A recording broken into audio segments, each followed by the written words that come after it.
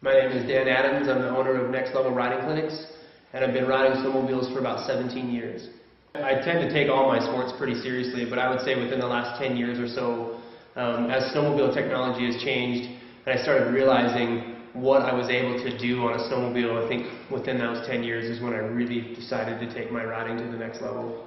I've been riding for the company for 7 years.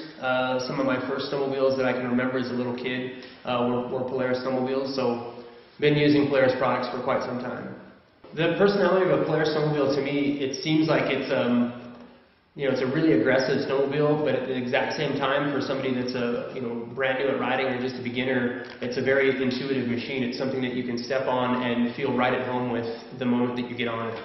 The strengths, I think obviously, and what it's been proven since 2011, the Pro RMK chassis, it's a super rigid chassis, which for most of us that boondock and mountain ride, I think that's an absolute must.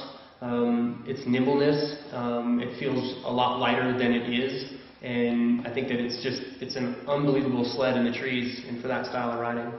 There's enough of us terrain dominators that are out there that are trying to find these weaknesses and we're not finding them, so Polaris has done a really good job of continuing to build a sled that we can beat the crap out of, and it's still ready to ride the next day. Standing on the machine with your feet up in the toe loops, I think to me is easily the balance point of the machine, and I think where the engineers intended the balance point of the machine to be. So when you're riding in a really comfortable position to be in is just your feet up into the toe loops in a neutral position, standing up obviously with your knees slightly bent, but that position right there seems very controllable.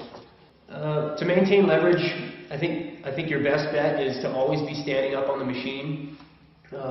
Maintaining leverage also kind of comes back to physical fitness. Like if you're breathing really hard, you're at high altitude, and your arms and your body are spent, it's going to be really hard for you to maintain the snowmobile. But positioning is obviously a big part of that. So being stand-up position, your knees slightly bent, a real firm upper body, trying to use and activate your core at all times. Try to use the larger muscle groups of your body, and that's going to really help you maintain body position as well as where the sled sits on the snow. You're going to fall in and out of position while you ride. There's just no doubt about it. Even myself, as much as I coach what I'm doing here, and I'm always on the sled sort of trying to dissect what I'm doing, how I'm breathing, where my body is, you're going to fall in and out of that position, but what's important is to realize where that position of comfort or where that position of control is and trying to get back to that as much as possible. The only way that you can do that is to practice as well as stay in shape. If you're, like I said, if your lungs are done, if your arms and your legs are spent, you're going to fall back onto those bad habits like grabbing the mountain bar or looking down or letting your arms or your legs lock up. Those are the parts that are only going to get you hurt, and your muscles are going to fatigue faster. So it really is about finding that really comfortable position and staying in control. I think you can sit down on the machine anytime you're riding a trail, or obviously when you're just resting. You can sit down while you're doing downhill turns, especially in deep snow. You can stay in a seated position. But for most other stuff off trail, the way for you to create that leverage like we were talking about is to be standing up on the machine. A lot of times we're on one side of the machine or the other, and the only way to really do that and counter the machine and over leverage the machine is to have all of your body weight to one side of the sled or the other. So standing up is super important. When you counter steer a machine, the machine's going to do what you're telling it to do. It will come up on its edge. It's just all about, for me, it's all about, I want to be able to ride longer. So if I can do things on a machine that are going to make it easier on me and my body, then that's the way I'm going to ride, because I want to be out there longer than the next guy. I want to be out there and turn around at the bottom of the hill and go back up into that gnarly tree line that I just took. The only way for me to do that successfully is to be in the proper position. I could ride and do a lot of those things from a seated neutral position, but I'm going to work a lot harder than I would be if I was just on one side of the sled in, say, an opposite foot forward riding position, standing on the machine. So it's about technique. I'm always, constantly looking at my surroundings, trying to figure out, if there's a transition somewhere that I can utilize that's already going to kind of help me put that sled into the right position, the position that I'm trying to get it into. So if there's a slope and I know that I'm going to turn left and this slope happens to be leaning towards the fall line to the left, heck yeah, I'm going to go use that, because that's going to just help me initiate that turn that much easier, which then it leads back to me not having to work as hard. So a lot of times I see people that are jumping all over the sled. There's a lot of that relates to throttle control. A big part of it that I always see are people looking down. When I can see your visor on your helmet, I know you're staring at the front end of the sled. There is nothing that special about the very front end of your snowmobile or your ski loops right? You need to be looking ahead, that way you can anticipate your next move. You become a reactionary rider when you're looking down, right? If I were to ride down a trail, right? If I were just riding down a trail looking down and I can only see what's right in front of the snowmobile at 50 miles an hour, you can already see the results. Well, take that off the trail into the mountains. If I'm looking straight in front of the snowmobile, I don't see the big side hill line that I've got to come across. I don't see the tree in front of me. I don't know how to react to any of those things.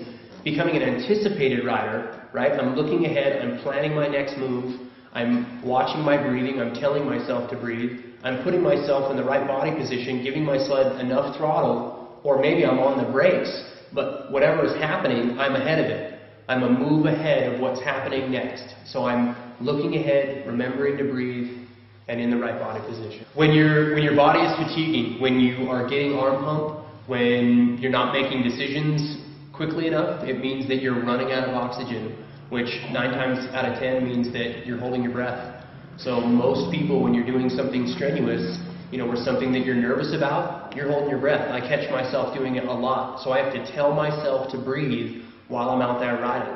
Next Level Riding Clinics, for me, it's really evolved in the last 4 years. It's enabled me to watch so many people from so many other walks of life, that still enjoy this sport just like I do, but have difficulties with it. And so I get a lot of different problems coming at me in a lot of different ways. You've got different body types, different snowmobiles, different snow conditions, different elevations, all of these things. So what's been really cool with Next Level is being able to take each one of those problems as it comes to me, dissect it, and figure out better ways to teach these people so that the lights turn on. In other words, you take somebody that is so frustrated with what to do on a snowmobile, it's riding them, right? The snowmobile is just taking them where it wants to go, down the fall line or off the trail or whatever it ends up being. And I teach them how to manipulate the snowmobile, and a lot of the stuff is really simple. A lot of the stuff, when we break it down step by step, not just by them watching me ride a snowmobile, but me actually stopping and telling them in terms, technical terms, that they can understand and relate with, all of a sudden, 3 or 4 steps later, and this guy is getting her, this gal she's finally got her sled up on its side in a counter-steer position going, wow, how did that just happen? And it's all muscle memory. Everything is starting to click. Like I said, the lights are coming on. And even if they don't get it within that hour, or even that day, or even in those 2 days during that Next Level Riding Clinic, I'll get people that call me or email me 2 weeks later and they say, I got it! And it just clicked. And it's from doing this repetitive stuff that I'm not trying to steer you in the wrong direction, right? I'm trying to get you to ride a snowmobile and enjoy it the way I do. And the more and more people that I can get coming through Next Level Riding Clinics and feeling what I feel, I think the better the sport will become. The sleds that I use are stock Pro RMKs. A lot of them have different wraps on them that just show off all of the sponsors, all of the people that really helped me put this whole thing together. With the exception of a few things, there's some different skis, some different suspension. I'm big on suspension. We've got a few of them that have some power mods, some starting line product stuff, and then I've got my personal sled that's got a Boondocker turbo system on it. I try not to use my turbo system as much while I'm doing my riding clinics. And the reason for it is I don't want anyone ever saying that, oh, you can do that because you ride a turbo sled. Turbo sleds for me, they give me the benefit of opportunity. I get to do the things that I love doing in snowmobiling that much quicker because we have massive amounts of track speed with a turbo sled. But for the most part, and with what I want to teach people, is that these stock sleds from Polaris are so capable. You can take these things in and out of the backcountry and in so many crazy areas.